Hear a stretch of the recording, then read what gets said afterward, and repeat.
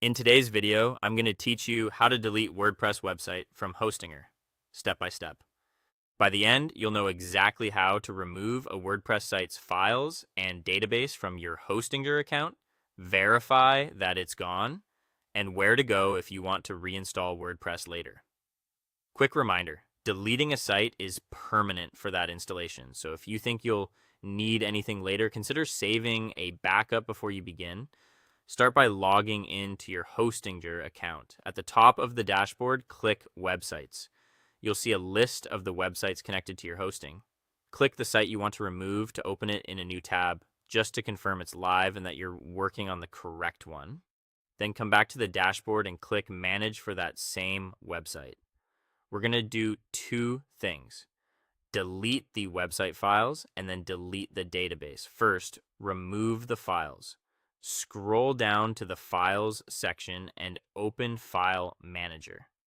You'll see options to access all files on your hosting or only the files for a specific domain. Be careful here. If you click Access All Files, you risk deleting files for other sites on the same hosting plan.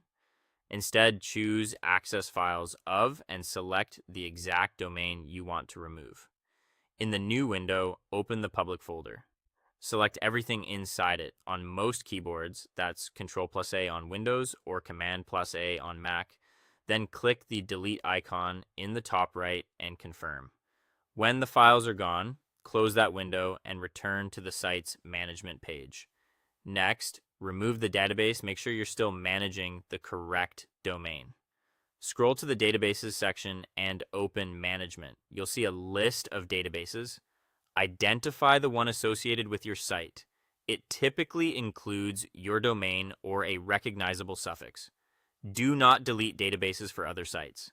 Click the three dots next to the correct database, choose Delete Database, and confirm.